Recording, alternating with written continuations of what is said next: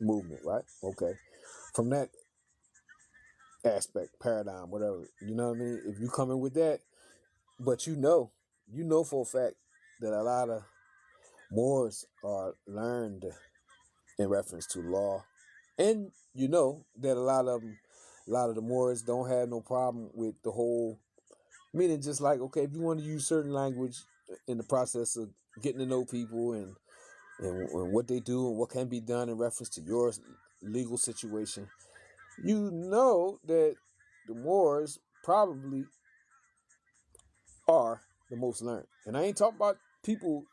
That's what I'm saying. And I'm not talking about more science temple type time. I'm talking about people off script. And like the other, like one of the brothers that I follow, and he always he clarify a lot for me. His brother named Asir. Also follow him on YouTube. Asir the Duke of Tears.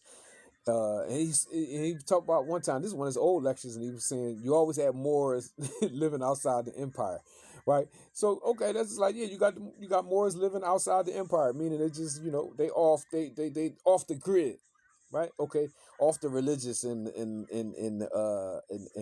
you know, off the grid. You know how like you know these are grids. You know what I mean? The religious and all these in these conscious hookups are their grids, just like everything else. But you always have people that functioned and lived off the grid, right? If you ask me, well, ain't nobody asked me, but I'm gonna tell you anyway. They the best ones to get with. They the best ones to get with, the ones that's off grid, because if they function inside of, you know, certain temple hookups, and yeah, I'm not saying all, but I'm just saying, you know, it's just like anything else. It's just like the church. It's just like the Islamic hook up all of religion and all that stuff. Man, you got different groups, and everybody ain't want to say, you know. And then yeah, they want to slow you down. Like, no, don't start talking that because you're gonna cause a lot of problems over here for us and this and we don't want that, right? So you gotta the truth.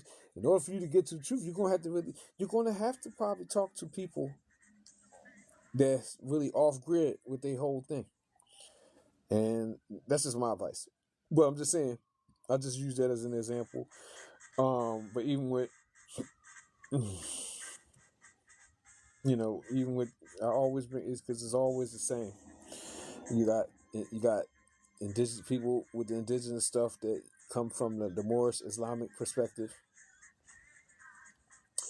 and you have the people that come with the American indigenous perspective from like the Israelite in the Bible type perspective, and then you have the indigenous thing with the what they call the Egypt culture, but it originated here. Well, really, it's a world. These cultures are worldwide. They're not just in one place. They're here, they're there, they're everywhere. But all of these folk need to get with each other because in the old world, all of these cultures, all of these cultures, cultures. It's not really so much religious. All of these cultures function alongside each other in peace. It's true, whether you like it or not. That's why even when you go with the Bible stuff back to Solomon, and you'll find yourself in the Himalayas, and you'll be like, "How did the Solomon story get me all the way over here?"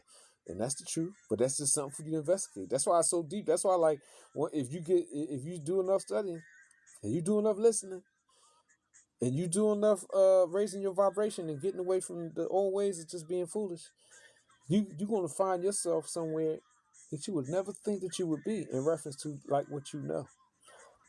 And that's just what I found. That's just what I found and what I this is what I know. You know what I mean? A lot of stuff it ain't hardly as basic as people think. They to be talking that basic stuff. And it ain't basic like that. You know what I mean? But you know, I don't know. It take time. It take time to